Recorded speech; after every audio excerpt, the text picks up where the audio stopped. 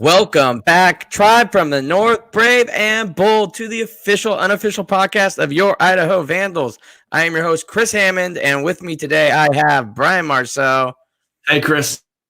And we've got a fun episode. Not only do we have some good NFL draft stuff to cover, we might be able to talk about how, if football is played in the fall or going forward, there might be more fun to be had at the Kibbie Dome with the state of Idaho's new policy on alcohol at college athletics. And then also we're going to cover the 2009 Vandal Rewatchable. And all of that is brought to you today by our sponsor, Montucky Cold Snacks. Ain't nothing like cracking a Montucky Cold Snack, an ultra-refreshing light beer born in majestic Big Sky country.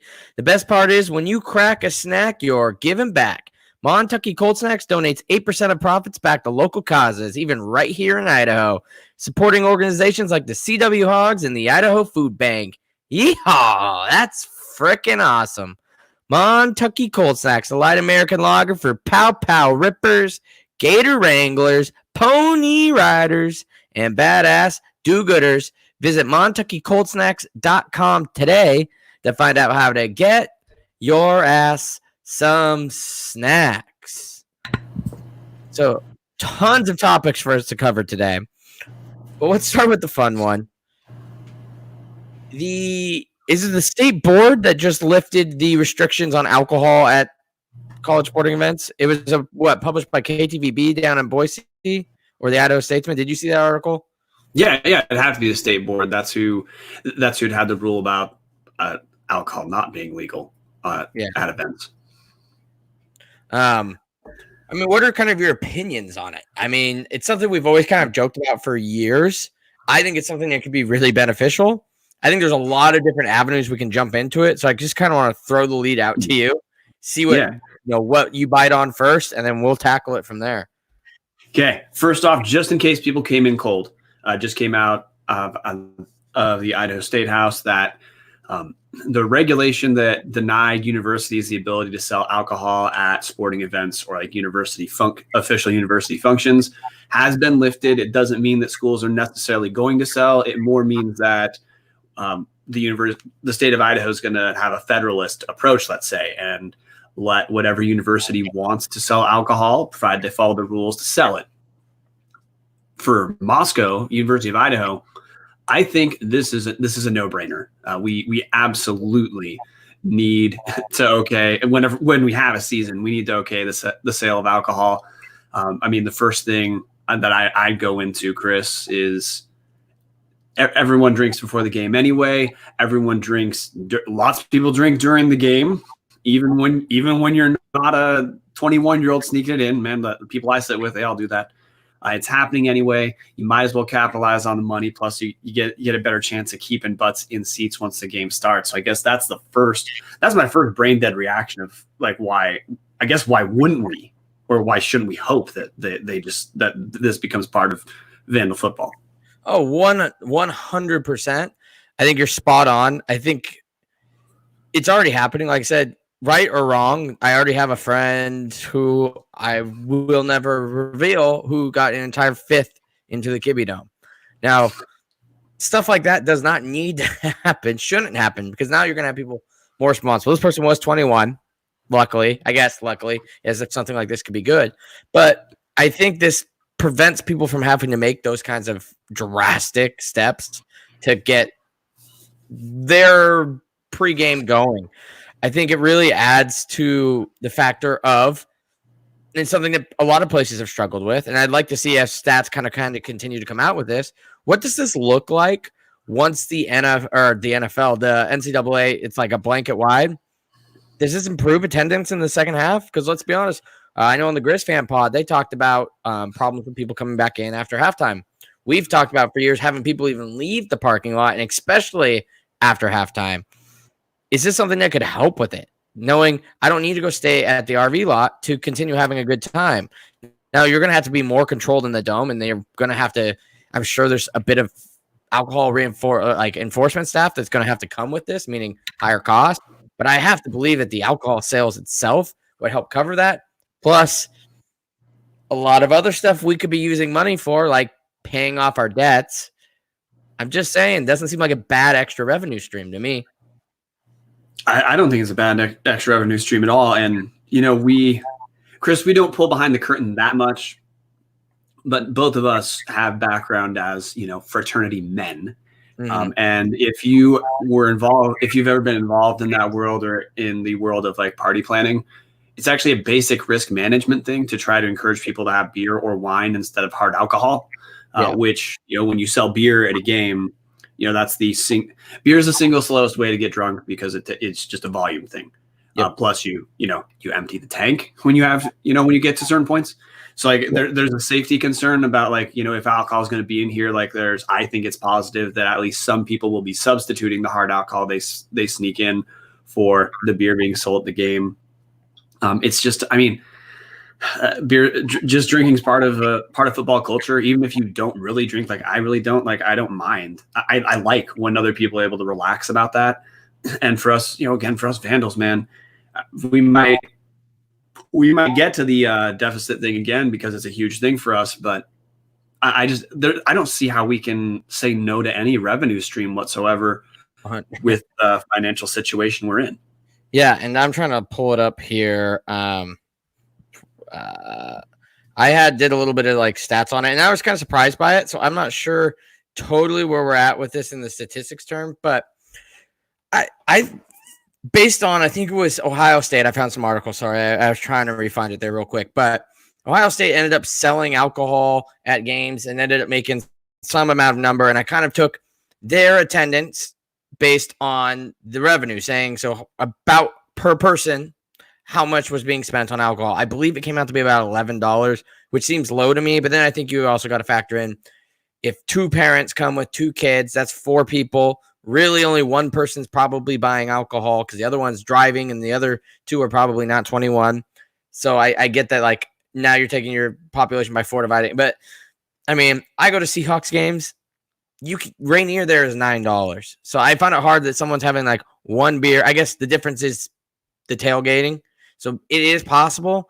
And I don't know the difference in I don't want to say culture, our pregame habits compared to something like Ohio State's, where maybe because there is so much more pageantry, you want to get in and see the I get dotted and everything like that.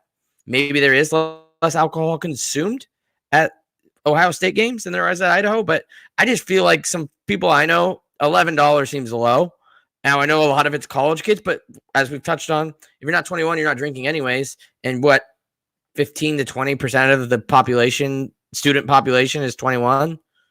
So I don't know how much of the safety concern there is, but it's just an added revenue stream. Like, and not to mention attendance. I just see so many pros, but your best guess, let's go college Brian and his friends and current Brian and your current like game day friends. How do you see, does this change? Obviously, it probably doesn't change you and I's perspective on going to the game, staying for the game, but some of the average day Joe Vandal type people, you think they stay longer if they can have one beer at halftime instead of going outside and then getting kind of wrapped up in the hoopla of the tailgating lot? Yeah, absolutely. Because a lot of people that's why they leave at halftime is, if you have an RV, let's say, you might still go back to the RV anyway. But the majority of cars that people have out there that people are drinking out of or people are going back to for the tailgate, I think there's a good amount of those you could keep inside, or you could get them in earlier, one or the other. And I want to piggyback on your safety thing. I guess sometimes when we talk about the idea of like planning for this, it seems like it's a bigger deal because you can't sell alcohol right now at college events, but like you've been able to sell alcohol at sporting events for a very long time when you look at like the professional level. So it's not like we'd be inventing we're not reinventing the wheel on how you'd execute this. It would probably be a very small amount of planning by the athletic department itself, or whoever's responsible for those game day kind of things. There'd be some planning involved for that person, but I guarantee it would not actually be that much. I guarantee there'd be a little bit of redirection of what you're having your security guards look at. But the security staff there is already on patrol for alcohol because you've probably seen people. if you bring in alcohol and it's obvious you're drinking it, like people do get kicked out for that. And we already have the infrastructure a bit from once since we added the Bud and Jude Ford Center where premium seats are allowed alcohol.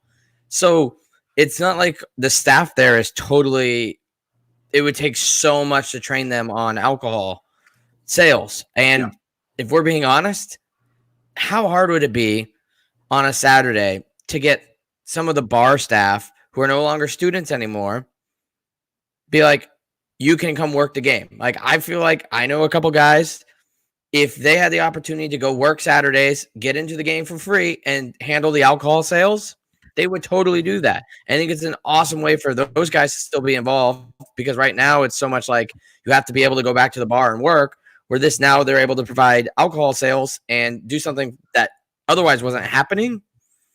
So I don't know. I'm pro this whole move for so many ways, but I think one way that's like totally being underestimated. Well, I just want to cover it. I found my stats here. So 2017 beer sales from the Ohio Stadium. Ohio State made $1.23 million. So that right there is about our deficit, but they also hold like an extra 100,000 people in their games. There you go. They averaged 107,494 people at home attendance. That's about $11.45 per person, meaning in 2019, Idaho averaged 6,885 people, according to the current admin, because we're actually counting butts and seats, which is nice.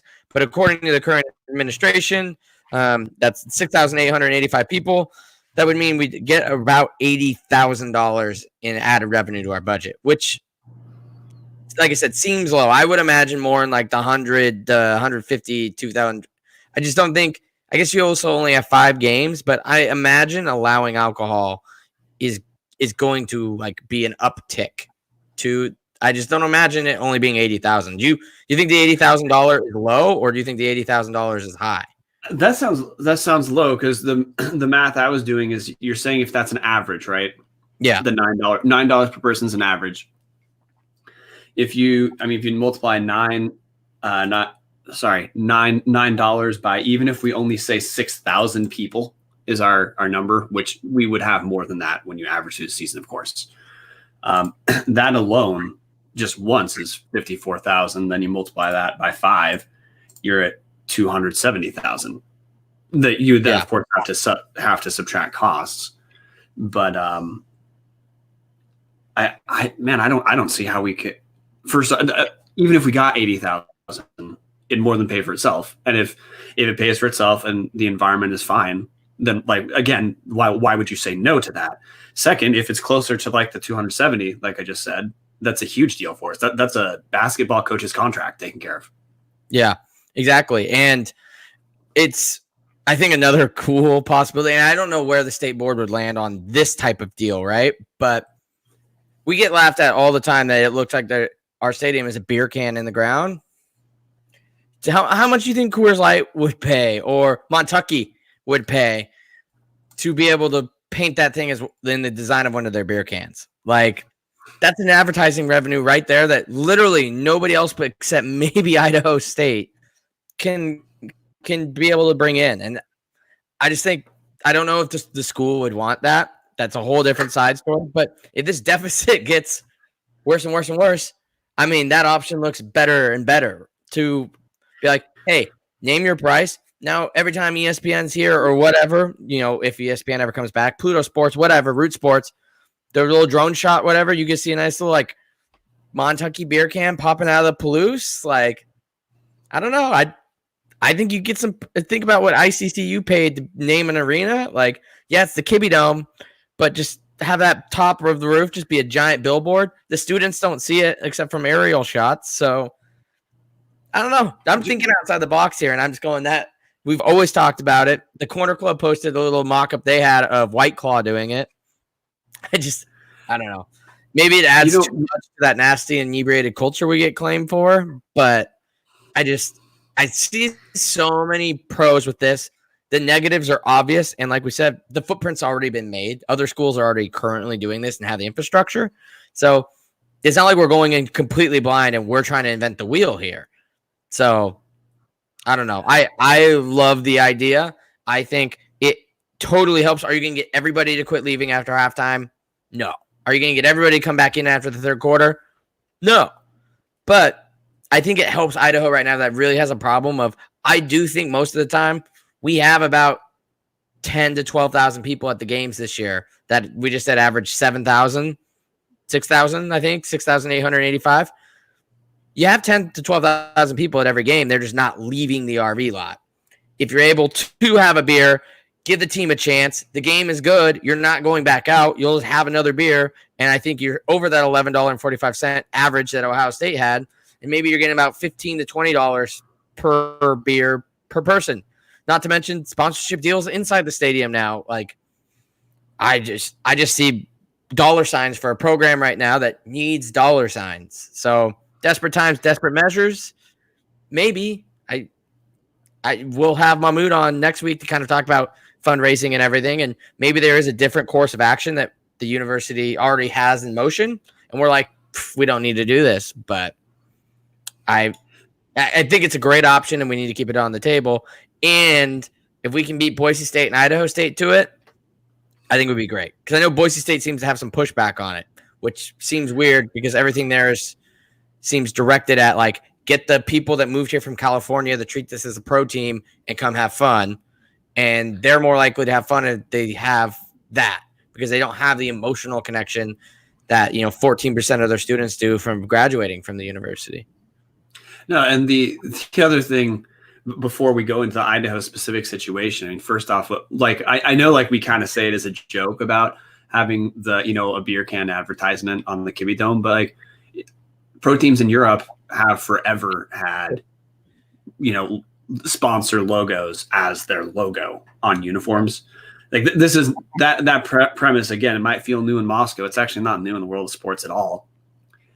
And second, there's an article that came out, I think it was the Idaho Statesman, citing Boise State as a result of COVID-19 is looking at a $16 million university deficit. We expect we're going to find out something maybe not exactly the same about Idaho, but in the same, there's going to be a big deficit. Any way that you can trim, any way that you can add money to the athletic department to fix their deficit also is dollars that you don't have to cut from a different service at the university. So yeah. I actually wouldn't, I know, again, it sounds like a joke to say sponsor the Kibbie Dome, with a beer can or whatever. I would absolutely not take that off the table as something that might be in the plans. If Idaho doesn't fund education the way, like the UC system is funded, so the universities may have to get creative to try to limit, people that have to let go. Yeah. And it doesn't have to be alcohol, right? Like, if we're being honest, this could have been Coca-Cola is a great example of those like European, South American sponsors you're talking about for other sports. Make it a Coca-Cola can, a Pepsi can. Like, it doesn't have to be alcohol, I guess is what I'm getting at. That being said, I think that alcohol would probably get the most amount of money. So that's another thing you got to weigh when you're looking at it is your morals versus dollar, right? Are you super against advertising it as an alcoholic thing? Well, then bring in a non-alcoholic beverage to sponsor it. If you're not and you want the money, I feel like the big brewing companies, maybe our friends at Montucky, would love to sponsor the Kibbie Dome roof. And and not to mention it then once again makes you just a super unique college program. You become kind of like, I know people that play FIFA from around the world. The Sounders were known as an MLS team because they're the only team around the world that Xbox sponsored. Like, people in England and like France knew that, like, if they're going to had to be an MLS team, they're going to be because the Sounders, because they had Xbox, which is something they could relate to.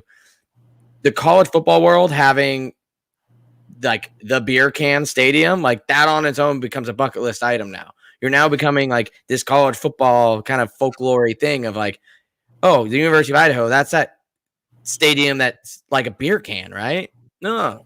Maybe I'll make a trip out to Moscow to watch them play Montana or Eastern or Idaho State or somebody, good that would draw an attendance. But I don't know. There's a lot to digest here. I think I've gotten all my points out. Unless you have anything else you kind of want to cover, otherwise we'll move on. Just last closing point is, we talked to Tom Wistrcill at Media Days. He's been supportive of the Federalist view of drinking it at college athletic events. Of if the university feels it's appropriate, he's wholly supportive. So again, like this sounds like a sea. This to me, sometimes even talking about this feels like a sea change, but it just isn't that big a deal to a lot of people. It's just not anymore. Like I get it back in the day, but especially when the drinking age was lower. But I don't know. I think it's 100% should be a go. Maybe if we were in a different financial situation, like if you're BYU, obviously for multiple reasons, it makes sense. One, you make a bit of money. Two, it's totally against everything you stand for. But I don't know. It's such a big revenue stream. I feel like we could hit, and it makes us unique because it sounds like Boise State is dragging their feet on it. And if anything, if they're dragging their feet, Idaho State's going to drag their feet more because they have a bit more of that BYU type stuff to deal with out in Pocatello than, for instance, we do up in Latah County in Moscow. So plus the buffer of it through Boise. So I think it's a great opportunity for us. I think it then helps some of these people that are moving to the state or to the area like Spokane and maybe not Missoula, but the upper inland empire to go, hey, you want to go to an Idaho game this year? Oh, I've heard they're kind of fun. Yeah, and they were selling alcohol now. Like it's just an extra reason to get people in the seats when right now it's not like you're having a demand issue for seats or a supply issue. You're having a demand issue. Not enough people want to go to games. So create more reasons for them to go is kind of my thought on it. But yeah, 100%. Yeah. So the NFL draft happened. It was very interesting. Before we get into nitty gritty, we just got to cover it. Did you watch much of the draft? I didn't watch the draft. I followed the draft on Twitter instead of watching it. I actually watched the whole thing on the Pat McAfee show.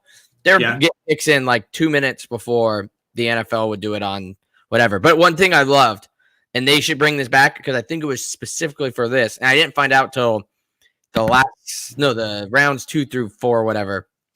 On ESPN, they had your typical Mel Kiper, those Trey Wingo and those goons. ABC, they had your college game day crew. They had Herb Street, Reese Davis, and the guys who honestly I've always said, like, I would rather hear what Kirk Herbstreit has to say about a guy coming out of college than some NFL guys. Because I get that they're saying, well, they're transitioning to the NFL, so we need the NFL guys to cover what they'll be like in the NFL. It's like, yeah, but you guys have just spent the entire season covering current NFL guys. There's no way you have as much knowledge about them as guys who have just spent the last 3 to 5 years covering these people. So I really liked having Herbstreit and the gang be a part of the draft process through ESPN. That was a huge plus for me. They need to bring it back. But all in all, it was pretty entertaining. I can't believe the Bryce Love thing with Green Bay. That is, oh man, I'm Aaron Rodgers. I'm like, hey, Bill Belichick, you want to bring me aboard? I'll play with N'Keal Harry, but unfortunately, the Big Sky had no draft picks, which means the last Big Sky draft pick is still your Vandal own Caden Ellis to the Saints last year in the 7th round. Former Vandal Jake Luton went to the 6th round to the Jacksonville Jaguars.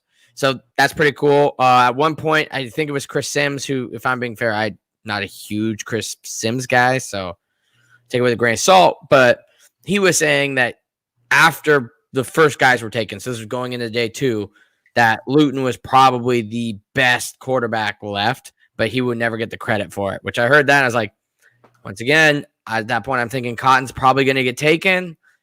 Now you have a quarterback who's going in, being considered the 5th best guy, ends up going in the 6th round.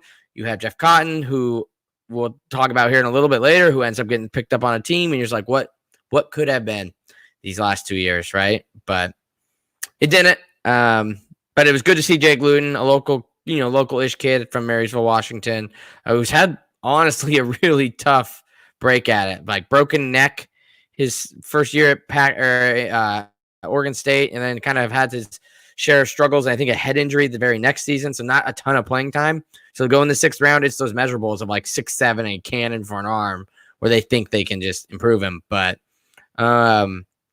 Some big sky signings. Dante Olson signed with the Eagles, I believe, which shocked that he should have been drafted. I actually am very surprised, but we talked about it last week. It showed that the FCS had like an all-time or at least a recent time slump in players drafted. The Big Sky had a recent slump in players drafted. So it sucks, but we called it. Without pro days and combines and people going to be in front of them, you're going to go with, prestige and heritage, and the Alabamas, USC's, LSU tore it up. I think their entire team got drafted. And then other than like Jeremy Chin, who got wet in the second round from Southern Illinois, just not a huge FCS presence. But I think a lot of guys from the FCS who got to pick where they wanted to play, which will be huge because I think a lot of those guys will make the roster compared to some of those 5th to 7th round guys who just got picked up by teams who don't really fit. So I think, for instance, Jeff Cotton going to the LA Chargers. Now I know they have Tyrod Taylor, and there's still talks that Tyrod Taylor is going to start the year. That's fine. Tyrod Taylor is a good quarterback. Everybody knows Herbert is the quarterback of the future. And I can't lie, as the Hammond household, happy. Vandal, my brother, Duck, sent him a picture. I'm like, your boy Herbert just got a weapon. And he was like, no, bleep.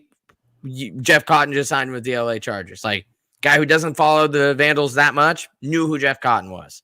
So, as a guy who is now a quasi LA Chargers fan because Herbert is there, I can now say that my second NFL team is also the LA Chargers because Cotton is there. And I hope that those two become very much just a go-to connection. And as a Seahawks fan, my inner trust the guys making the picks.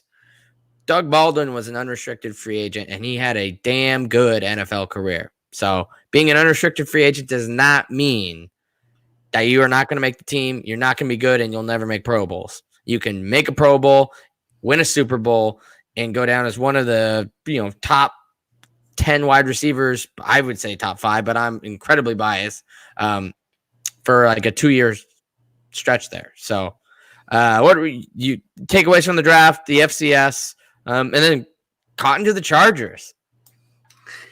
Maybe from the draft, like, you called it, that teams were going to be risk averse when they can't actually see the small school guys in play, which sucks. But I think there's going to be a lot of guys from this draft who make rosters that we become surprised about.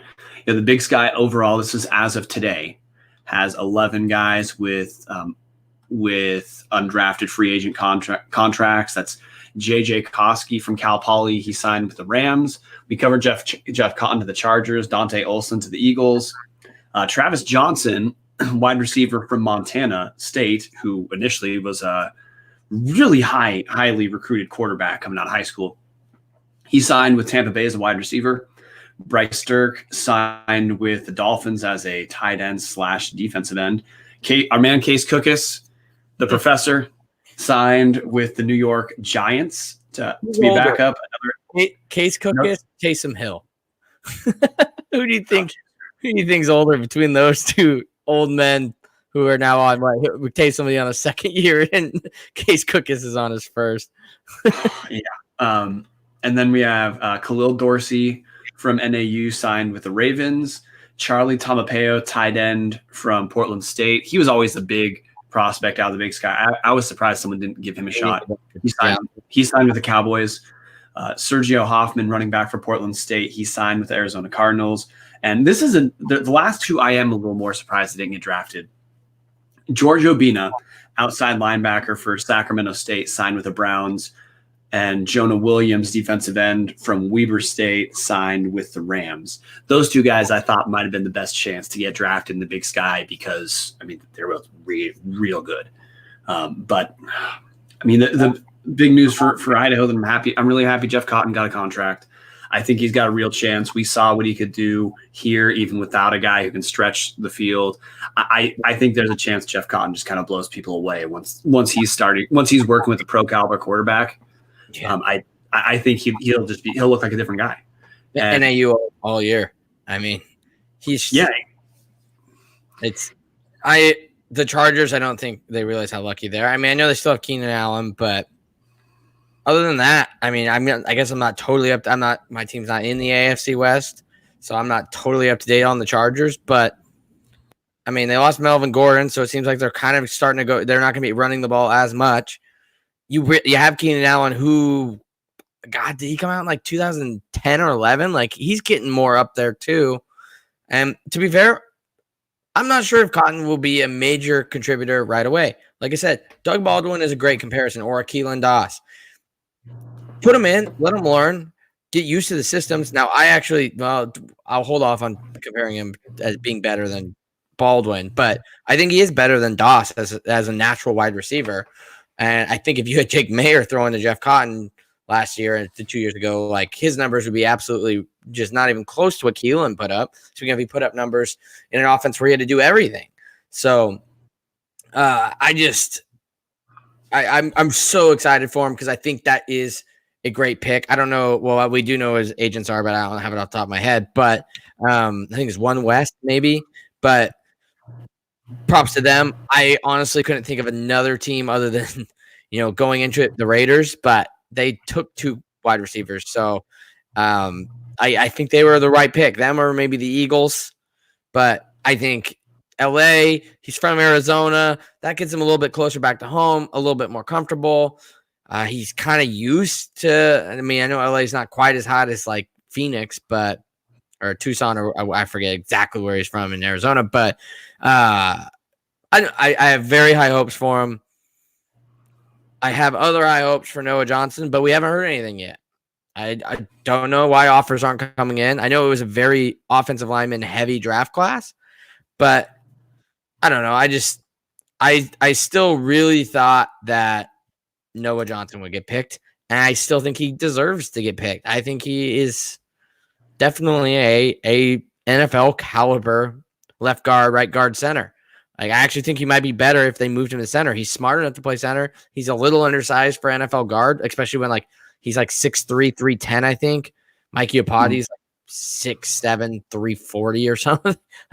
So when you compare those two who play the same position, you're like, okay, now I can kind of see he's a little undersized for like number 17 overall pick. But I still thought he should have been picked up. I think if he had a better year last year, no doubt he would have been drafted. And then it's just crazy that we haven't even heard anything out of Colton Clark, who would seem to know, or anything out of Noah's camp. I mean, he's on Twitter, and I haven't seen anything on his Twitter about it. So I don't know. Maybe a guy, I hope that gets some offers here shortly. But if not, once again, I think more Vandals need to look at the CFL route. Like, go block for Snead or Vernon Adams. Like, you can't end your career, Noah Johnson. You're too good and fun to watch on offensive line. And I just want you to play. Same with Lloyd Hightower, who also hasn't been picked up by anyone yet.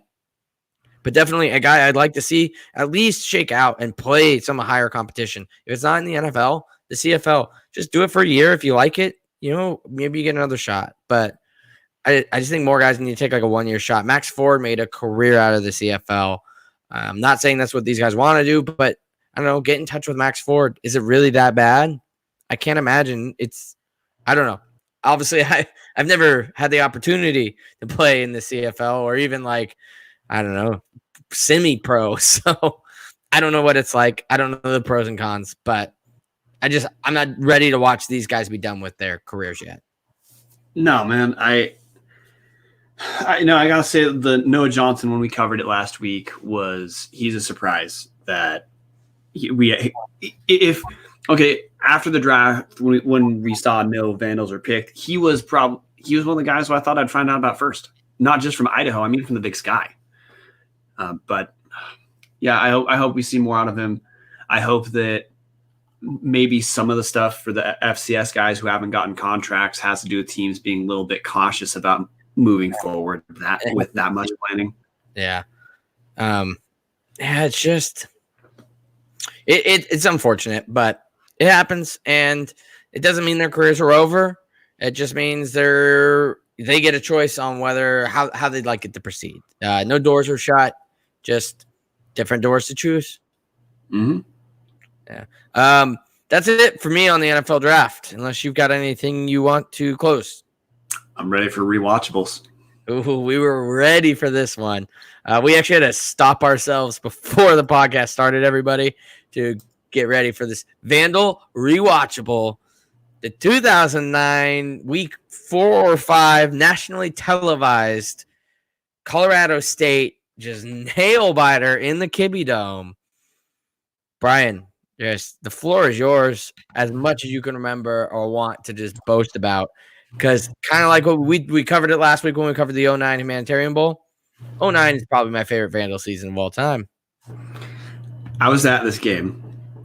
It was also just fun to watch the broadcast again because when it scanned the crowd, I could see people. Like, it's not like I saw all my friends, but everyone who listens, if you went to U of I, you know that feeling of, when you used to go out, you didn't have to know everyone to kind of know everyone. Yeah. It was just fun seeing that again. The dome packed, with 16,000 people. Oh, good Lord. I was so dang jealous for not seeing that. But yeah, I was at that game. That was a wild game.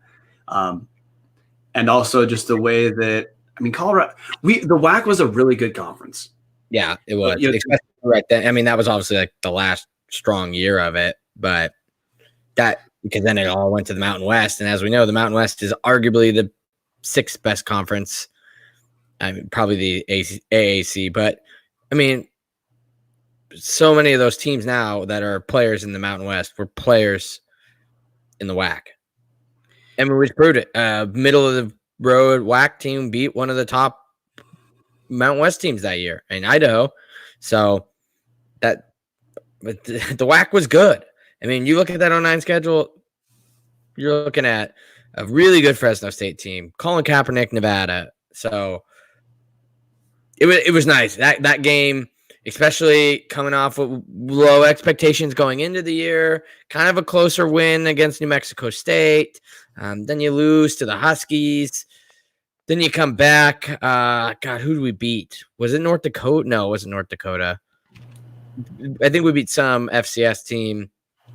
And then somebody else. And then next thing you know, we're 4-1 or whatever, and we're playing Colorado State. ESPNU picks it up. I still remember they showed a clip of like when they're this is one of the benefits like what I miss being on ESPN too is how they show like campus during games too, like they really try to bring you in on the college atmosphere.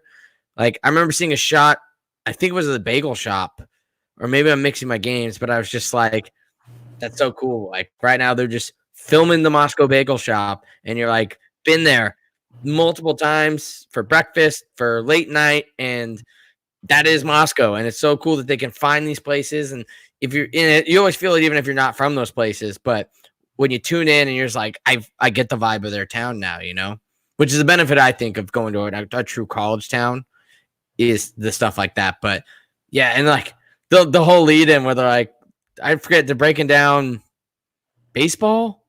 They were finishing up something when they led into it's like, we're going to the Kibbie, baby.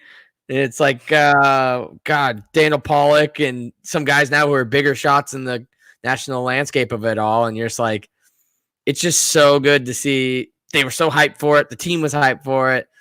You covered it wall to wall, black and gold in there. I actually was a senior in high school at this game. And I was up there with a future Vandal football player, but we were actually sitting behind, was it Stucker? Whoever the quarterback was for Colorado State, his parents were right in front of us. So it was kind of weird talking to them. Because we were with our parents too, and they're like, oh, your son's playing good and everything. And that Shiloh KO interception, I felt so bad for them because everybody just erupted and like we're jumping up and down behind them, and their son just lost the game for Colorado State. And KO just, you want to talk about Komar, so I'll let you have Komar. But just when we were talking about Komar before we went on, like KO too, did you forget how good KO was? Like, no, man, KO's there for just about every time someone gets a catch, he's over there for the tackle or assisted tackle. Yeah, I know. I compare him to Caden Ellis all the time, and I'm gonna be honest, rewatching like 09 H Bowl and 09 Colorado State. Caden Ellis is a good player, obviously drafted. Like Shiloh KO though was, he might be the best defensive player we've ever had at Idaho. Just all around, maybe not pure talent, but just like the mix of his motor and his IQ and just always happening to be in like the right place at the right time. Recovered on like he was so much fun to watch, and you just forget how good he was. Yeah, and he had the injury issues for so much of his career too, which the only reason I bring that up is he still played a ton and he still was real productive with injury issues. Mm-hmm. And that's just how good the guy was. He returned punts. There were times when I remember watching that team, and I was on campus then. Shiloh Kao was the big name. Everyone knows Nathan Enderle because he's a starting quarterback. But the other name everyone knew about was Shiloh Kao. He was the guy that we were talking about playing in the NFL back then. Mm-hmm. And I mean, if you've paid attention recently, he's part of the University of Alabama's coaching staff now. So he obviously turned that into a career. Yeah, won a Super Bowl ring too. So, it was just. I mean, we've covered it. I miss 09 so much, but just the atmosphere in that game. And everything being able to be brought, like the hype. And I remember, like, once again, talking about alcohol sales. 17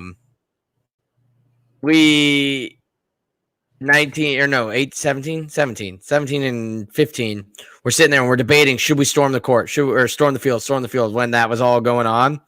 And we decided to storm the field. Sure enough, some student, I'm assuming a student, I guess it could have not been, all of a sudden beer.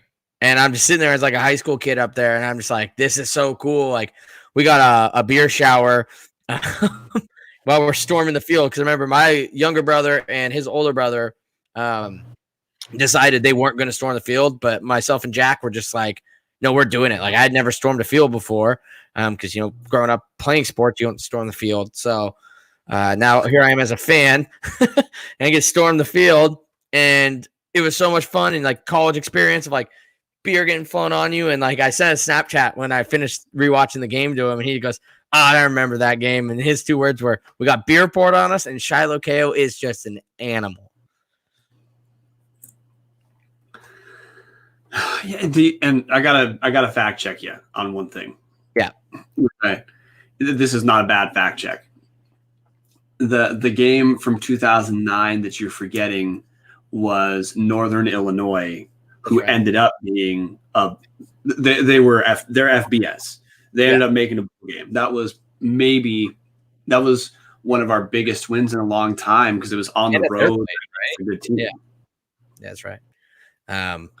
It was such a good year, and like you said, we struggled at the end. But you look at the teams we struggled against, and it's not bad teams. They're really good teams. So, including a number of top-ranked, some team that's basically just a semi-pro football team when it plays on blue field. But Max Komar, just the offensive KO, like for a walk-on from Auburn, Washington, just what he meant to that program and just the buildup of being a walk-on. I mean, I know at Idaho, you get a lot of guys who just usually at bigger schools, not at Idaho, like a Washington State. You get walk-ons for people that just decided like, all right, well, if I'm not going to get a scholarship offer anywhere else, I'll walk on here. Or maybe I got a scholarship offer to Eastern at the time or Idaho at the time, to be quite frank, and you're Washington State. Those go, screw it, I'll just walk on to Washington State because Pac-12. You didn't get a lot of that at Idaho. You weren't getting the talented guys that aren't getting offers that decide to walk on. So that whole story paired with what he was able to do and become an immediate contributor as a freshman. Like usually walk-ons take some years to really prove themselves, right? His first year, he was taking snaps. Like just, we haven't had a story like him at wide receiver in a long time. And made tons of huge plays for us. Well, and heading into that game, if you listen to the broadcast, they said, now that was Idaho's 5th game of the year. They were sitting at 3-1 going into it. He'd only had 13 catches going into that game, which was lower production than you would have expected. Then he picks up 12 receptions on his own. There's a run in that second and third quarter where might have mostly been the third quarter where Idaho don't run it until like their second drive in the third quarter. I swear it seemed like it was just Max Komar and Nathan Enderle playing catch. That was it. Because he kept getting open, in that like intermediate pass, like, 15 yards length. And then because he's that hybrid, like halfback wide receiver kind of guy, he can reliably get yards after the catch. Seeing him again was awesome. It'd be wild to see a guy. I don't even know what the comparison would be to a guy like Max Komar from what we saw in the Big Sky, because like he's a real. I mean, he's kind of what Reggie Bush.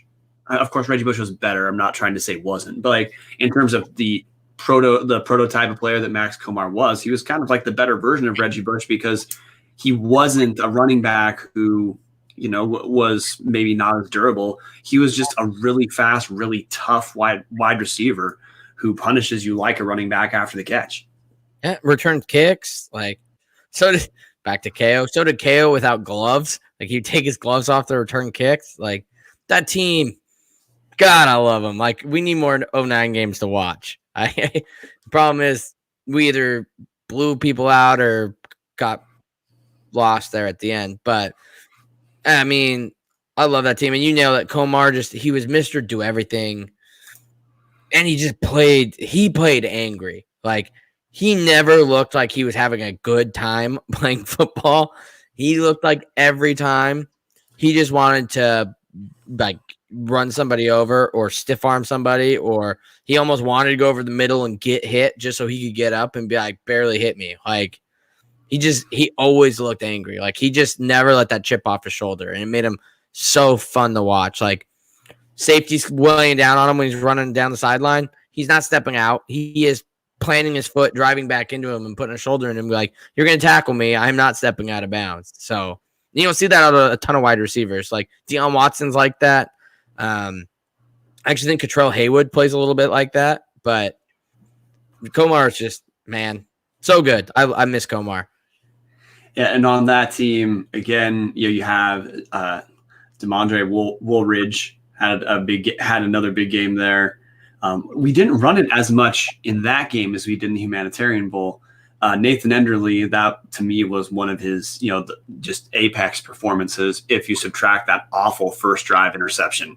Yeah. In the end zone. But still, 38 attempts, 333 yards, 3 touchdowns. Did have the interception, but still, that was, I don't know how much of Nathan Enderle's first 2 years you saw, Chris. I saw a decent amount of it, and it was one of those things where it's rough, but you can tell there's talent. So a lot like Matt. Yeah. So when that when the interception to touchdown ratio switches over to a touchdown to interception ratio, that's when you see, like, okay, he's putting things together. And 2009 was the year that, again, like, I'm not trying to like bring like sadness to this or something like that, because of we know what happened after this. Yeah. But I mean, watching that game, being at that game, that was one of the days I know I thought, like, hey man, we have turned that corner. Yeah. That team felt like we touched on, you think we maybe underestimated the loss of Mikey Opati and Shiloh KO and Max Komar. And obviously we did, but that next year's team still won 6 games. They just lost 7. Like, we had Enderle for one more year, which was nice, and he ended up getting drafted to the Bears.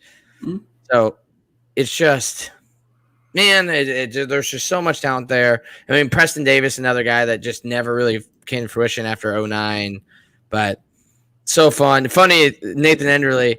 I don't know if I told you this story. I probably have, but I don't know if I've told the listeners. When I was in Frisco, we were going around the tailgating lots, there's the random Wofford fan, like decked out in Wofford stuff. And, we kind of go, because, I'm with Kyler Neal's an Eastern fan. So we're kind of like, we see someone who's not James Madison or North Dakota State. We're like, oh, let's go talk to this guy. He sits there and he goes, da-da-da. He goes, oh, Idaho. I was like, yeah. He goes, Nathan Enderle. I was like, yeah, how do you know Nathan Enderle? He's like, oh, I'm originally from Nebraska. My brother's like best friends with his older brother or younger brother. I was like, no joke. Like, here I am in Frisco, Texas, with this random dude who's just in Wofford stuff. And all of a sudden, he just calls out Nathan Enderle. He's, oh, you know Nathan Enderle. He's a good quarterback for you guys, right? Yeah, he was a dang good quarterback. I miss him. Wish he was playing this year. So that team 09, there's so many good players and people and coaches. And unfortunately, hopefully, we're building to something like that now. As I guess how we've got to view it is hopefully the corner has been turned and we can have another season like 09 in the FCS. And hopefully we can capitalize on it because we aren't going to be losing too many players. We've talked about it. We have a lot of juniors. No, we do have some seniors. But this 2021 should be the year. If we can come a year early, that means that maybe that 2010 year will be that much better than because the 2022 season would be like what 2010 should have been for Idaho. I pretty much got it there other than we had one point piano in the Kibbie Dome. Yeah, it just has to happen again. It is so much fun when they're in town. We did have one topic we wanted to go over. Oh, we did. As takeaways. The helmet. Yes, the helmet takeaway. I would want to open this up to listeners. Tweet at us, or if you're watching live on YouTube, hit us up in the comment section. But I'll let you pose a question because you're the one who asked me about it. So it's really two parts, but there's one that's pretty simple to understand. Actually, I mean, they're helmets. Nothing's that complex. But the first part is, those helmets in that 2009 game, they were the color was gold. They had the big eye emblem with Vandals and script across a black eye. Do you prefer script or print on our helmets? I like the script. I don't actually like the print. And it's kind of like, are you talking like how Idaho currently does the big block Idaho? I would much rather have like we do with the gold helmets, which I do like how on gold they kept it the traditional script. And I will admit in 09, they released, I think is when they started kind of moving it away from just the script and kind of had using the block eye. And I, at the time, did like it as a mix-up, which we weren't having before. So with that, I did like it. But I'm 100% on team script. It's not put down to our uniforms, but the block letters don't do anything for me. The script, I don't know, man. Like, first off, it's kind of traditional. If you Google Idaho football helmets and just scan through to look at the other helmets, I mean, the script is something we used for a real long time. You know, in some ways, now you might feel different about this than I do. I actually wish we went we went a little bit more with the yellow colors and the gold color. I just think I kind of like how that looks on the helmets better than like the gold is and trying to shine like gold. Yeah. And if you look at those old helmets with script, that they're a little more yellow. The Vandals itself in script looks a little bit bigger. I just like those the best. I mean, second, I do like the ones with the eye and the script across it better than the block for sure. But I don't know if you agree with me on this. I almost universally prefer retro uniforms because I just think like a lot of the old designs were just better. Like they weren't trying to be sleek or something like that. They were just trying to be. It was trying to be something that you knew who that was the moment you saw it, and that seems like it was it. Yeah, it wasn't as so much trendy. It was. I mean, you nailed it. It was if you have the you just want a recognizable logo. That's why I love Grumpy Joe. But here's kind of what let's see here. I think I can do a little share screen. These were like the one I was talking about where we finally changed. Everyone's going to see us for a second. But like, I don't know if you can see it on the screen, but where they just did the solo block eye against Boise State. Yeah. I don't know. Is that showing up? Yeah. Yeah, it's showing up. Okay. Yeah. So like that was like, I remember that and I was like, okay, maybe we should fiddle around a bit with the logos. I like that, but I agree with you. Like if you Google, I guarantee it here, just like basic Idaho. Like I'm a big fan of the Grumpy Joe. I would love to see a Grumpy Joe logo put back on the helmets. But I mean, there's Enderle right there with the block eye that we were using in 09. well, I don't know. It doesn't look like it's going to work, but there you go. But yeah, if you just Google like Idaho Vandal football helmet, I imagine you're going to get just the script because it was us. It was like us and the Cougs just rocked the script logo. Idaho Vandals helmet. Spelled helmet wrong, but there you go. Like the Vandal script is definitely more typical looking Idaho when you're comparing, that kind of stuff. But I'm definitely pro script, but I would love to see a Grumpy Joe back on the helmet. I love the Grumpy Joe. I don't like Smiley Joe because it's just like it's a competitive sport. You shouldn't be smiling. Like maybe if we're doing like a spelling bee, we could do like Smiling Joe, but it's football, it's basketball. I'd love to see more Grumpy Joe incorporated. And to be honest, I actually like the Joe and Jill Vandal from I think it was the 80s, maybe it's the 90s, but they're selling a lot of that at the retro store now, where it looks like just Joe Vandal, but if you look inside, the inner outline is like a female Viking. I like that. It's kind of a hidden meaning. It's one thing I've always loved about Washington State's logo is that like the Cougar is WSU, and I think that's cool when you can hide stuff like that in your logos. And it makes it more meaningful, and you're almost more prideful of it. Like I know Eastern kind of uses the EWU for wings, so I'll give them credit for that too. But like when you compare like the Washington State Cougars to like the Houston Cougars, I think Wazoo takes a little bit more pride in their logo, which is why Houston's is just a UH. Because like Wazoo is like, we made it look like a Cougar. Like people associate us as the Cougars because of this. And unless you're like a Cougar really in the know, you don't realize that it's a WS and a U. And it's kind of like when you're looking around on campus when they have those UI trash cans, where forever I had no idea that the symbol is actually just a UI in a circle. I actually thought it was some just like emblem.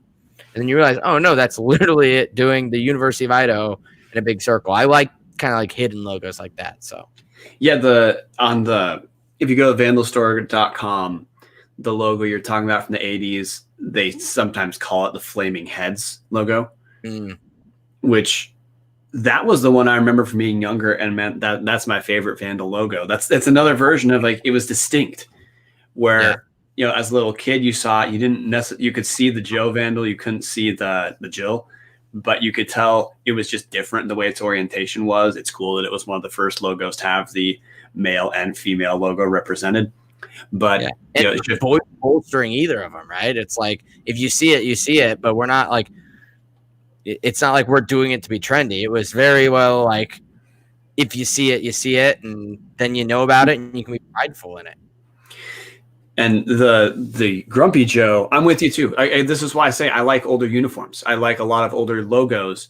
If we're talking about the NBA, like I don't know if you remember in the late 90s, early 2000s, when all NBA logos tried to be something that like fifth graders would think were the coolest logos in the world. For me, Idaho, like the just doing the eye or just doing the Smiley Joe, like it doesn't really catch me at all. And I don't get having the mascot be like some friendly kind of thing. I mean, Monty dressed up at University of Montana, or Joe Vandal in costume is friendly, duh, because that's also for kids. But with the stuff you're buying, it's competitive sport, man. You're supposed to look like your mascot would win. Yeah, like the actual University of Montana logo with the grizzly bear is not the grizzly bear is not smiling and say, "Come give me a hug." It's like, get out of Wa Grizz. Look at Montana State. Their old Bobcat used to be viewed as like too friendly, and so they changed it to this more edgy, like attack-worthy one. Like Sac State, they don't have a goofy-looking bee. They have like a mean stinger-out hornet. Like. Then we have Joe Vandal, who's just like, I'm here. I'm Joe Vandal. It's better when Joe's like, come get me, and he's frowning like, I'm a freaking warrior who sacked Rome. Come try me. Yeah, dude. So, man, we're in agreement. I like the older uniforms. I like the older logos. And again, this is just a sales thing that like I feel like we're hitting our heads on because we talked about the alcohol stuff. Like changing the logo to something like that. I don't know. I mean, is there some demographic that I'm missing where we like presume that people wouldn't want the older stuff? Because I mean, everyone I go to games with and talk to that's older, loved when the retro stuff was available. Yeah, I think it's probably just don't want to saturate the market with it, but I think you're seeing it move back because there are people like me that don't like the yellow. As you can see, our theme on if you're on YouTube is yellow, but I know there are people that don't like the yellow, they like the gold, and I think it's because the older stuff was yellow. Some people are resistant to it, but I mean, like people like me, I still love it. So like I get it. I just don't want our helmets to be yellow. I like the gold, silver and gold, not silver and yellow. But yeah, no, I think the old stuff's way better. But maybe we'll add that to the thing last week because there's actually I've been working on the article for like 2 years. There's an artist out of Boise. I don't want to butcher his name. I think we have his stuff on our Instagram, so you might be able to check it out there. But on Behance or something, which I think is Adobe's thing, he did a whole redesign of our logo and like our jerseys. Love it. Because one thing I've always said, and actually let me run this by you, why not? I know the thing that sucks is Oregon already did it, but have the Joe Vandal like wings that are on his helmet, put those on our helmet. Like exactly what Oregon did, but put the little gold stuff and the Flyers. The lacrosse team does it, and I think it looks really cool. And if you look at old pictures and stuff from the 50s, we used to do it in the 50s, where Joe Vandal's helmet has those little Flyer wings come out, and you just put that on the side of our helmet. It would look distinct, and then we actually match our mascot. So then you can change the eye at the middle of the field to like a Grumpy Joe or something, and then people get it like, oh, they're not trying to be Oregon, like. They are Vikings, and Vikings have these winged helmets. So we don't have Joe Vandal doesn't have a horned helmet. He has a winged helmet. So I always saw that and thought they were really cool. And he did really cool designs with them. So maybe we'll kind of talk about jerseys next week because I think we could talk about jerseys for a little bit longer with more calculated. And we could probably on YouTube with this new software we're using do like a little slideshow show and tell with you guys on kind of some of our favorites and our ideas. And if the athletic department ever wants to bring us on, oh, that's right. We have an athletic member on next week. So maybe we can bounce some of these ideas off Mahmoud, which takes us into hashtag AskTATC. And we have one question coming to us from Eric Anderson. So it's kind of more of going back to when we were talking about the alcohol sales. So quick point on alcohol sales in the Kibbie Dome. The University of Wyoming netted $104,000 from alcohol sales after roughly $82,000 in startup costs. University of Wyoming averaged just over 23,000 fans last year per game. Now, I don't know the source. It's a YouTube comment, but Eric Anderson has never proven to be not a reliable source. So, and he got it from somewhere. He didn't make the numbers up. So I will say those numbers are a little low. So I guess it goes to show that we were probably closer with the $80,000 projection. If they're averaging, 15,000, 16,000 more, a whole Kibbie Dome's worth more people than we were last year, and they only got to 107,000, maybe 80,000 is what we would make. And I guess if our stadium takes a couple $1,000s to do the setup, then maybe it's not worth it. But I think the Kibbie Dome's smaller than War Memorial, so it wouldn't be too much setup. But I don't know. Back to the whole alcohol thing. It's just when I went to Portland State for that game, being able to have a beer the whole game, and once again, I had like more than I probably should admit on the podcast, but I think I ended up having maybe 4 or 5 beers by the end of the game, mostly because we went to breakfast beforehand and knew we had to drive, so we had no pre-gaming to speak of.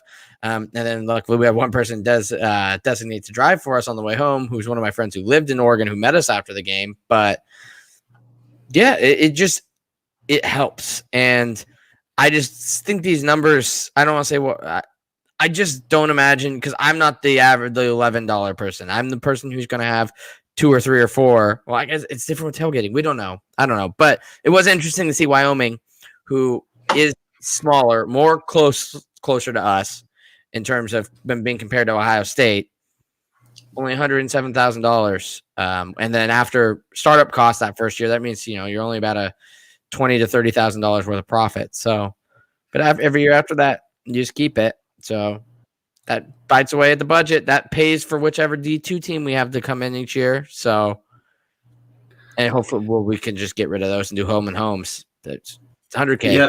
No. So Denver, those numbers, while you're talking, I fact checked. Denver Post confirms $104,000 is correct in what they took in. Separate article from the Casper Star Tribune cited police officers saying there were no increase in alcohol-related issues after selling alcohol on site. So just no downsides. I mean, no. Come on, Terry. We believe. No, and even if let's say Idaho, let's say it just draws even. It's a more fun environment. That's fine. The cost of having a more fun environment is nothing. And you probably have more people showing attendance. So even if it breaks even on, the revenue and sales of that, you're going to make more money because more people are going to go to the game.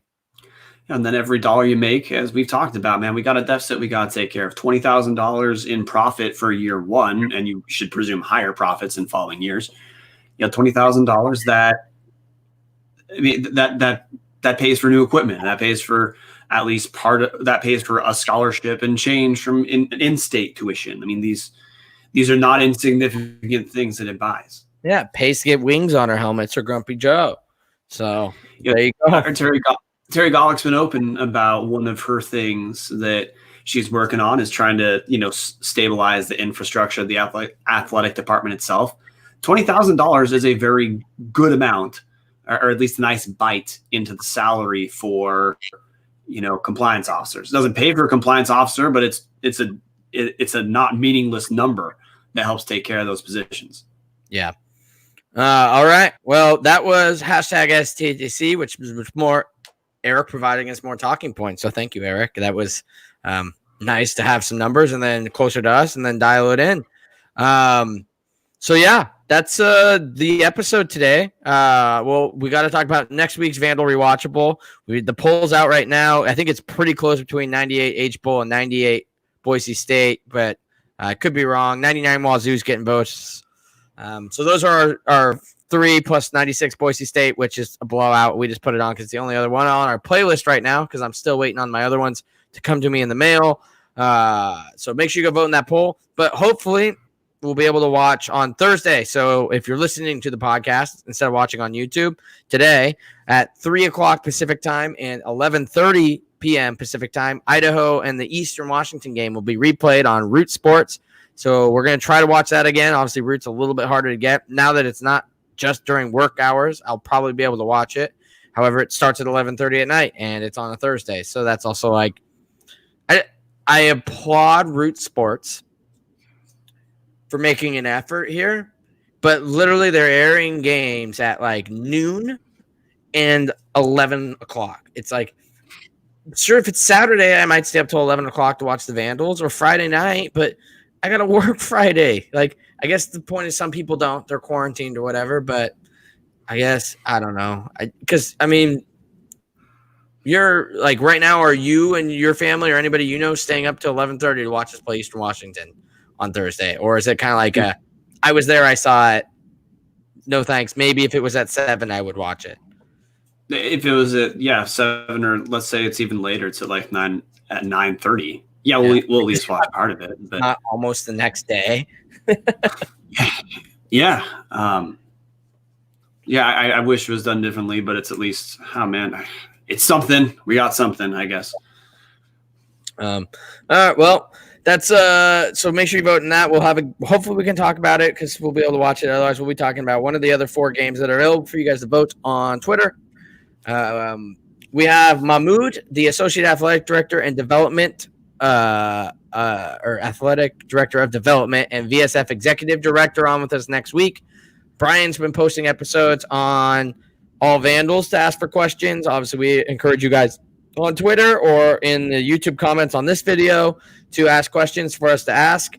One thing that I know we both noticed because we've been advertising for a week now, you got to remember when we're interviewing the guy who we're interviewing, because he is not Terry Gollick. So he's not going to have all the answers. So I guess what we're trying to say is try to pose your questions, understanding this Mahmoud's set of skills and his expertise within the athletic department. For instance, he is not going to know that if football happens this year, what the Kibbie Dome's guidelines are going to be for social distancing. I noticed that was a question.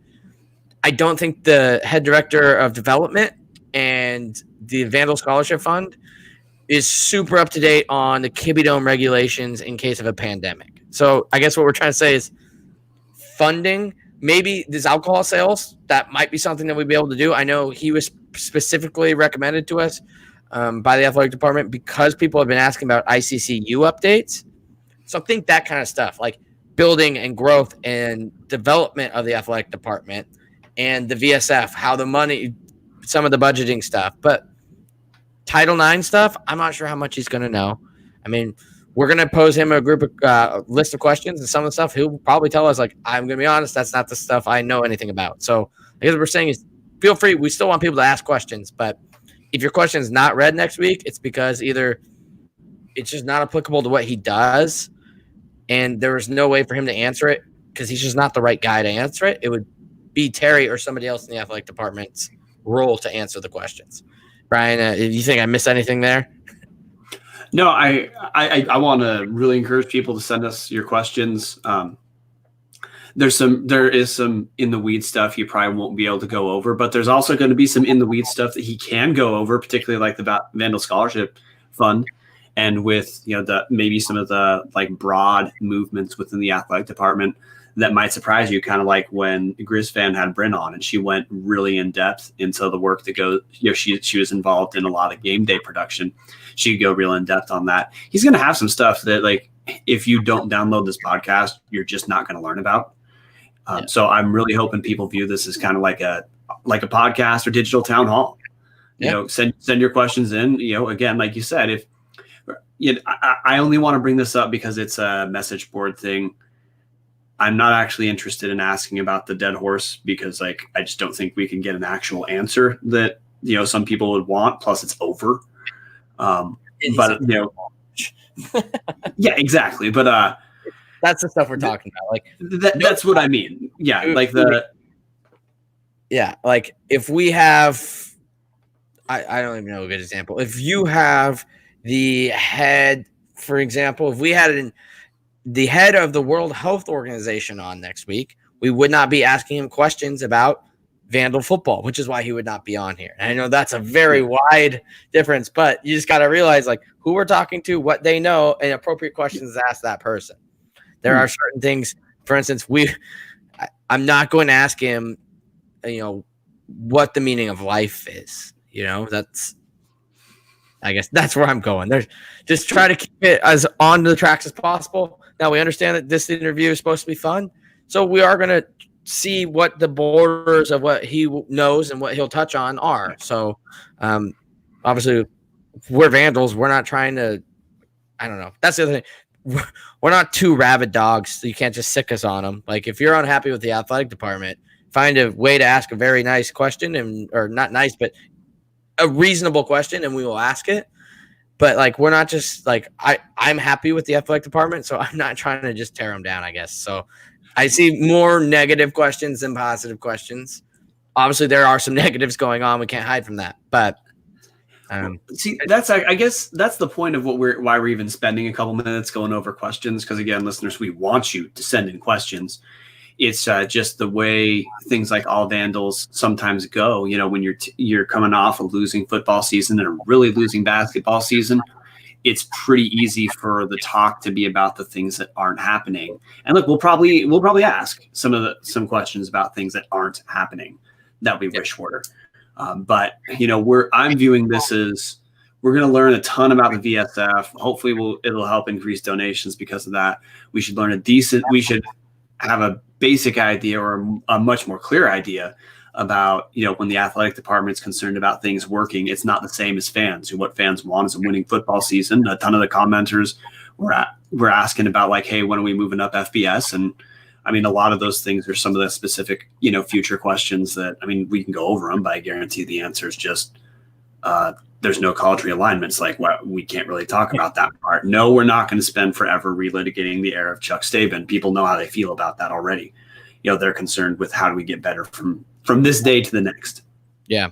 So, Yeah. So, but we are excited to have him on, and we do encourage everybody to ask questions. I know it just sounded like we're discouraging. I guess we just want to make sure we have good questions that we can ask because we want to be that buffer for you guys to the athletic department. And we can't do that if it's just Brian and I's questions because everything else just didn't fit what they are have the ability to answer. But make sure you guys follow the Big Sky Podcast Network on the social medias. That's at Big Sky Podcasts. We post out a bunch of stuff throughout the year and cool developments. In fact, myself and 3 other Big Sky football fans, including former co-host of the show, TJ Hopkins, wrote a piece comparing. It was a hashtag STC last week that I decided needed more time from Ross Cunningham, who we've had on the show. Comparing wrestlers to Big Sky programs. We posted that on fcsfansnation.com, so check that out. But the Big Sky commissioner actually retweeted it and commented it. So the Big Sky is a super fun conference to be in, and I thought that was pretty freaking sweet. So check that out. Let us know how we did. But otherwise, I think it's time, Brian, for the best band in all the land, the Sound of Idaho, to play us out. Go Vandals. Go Vandals.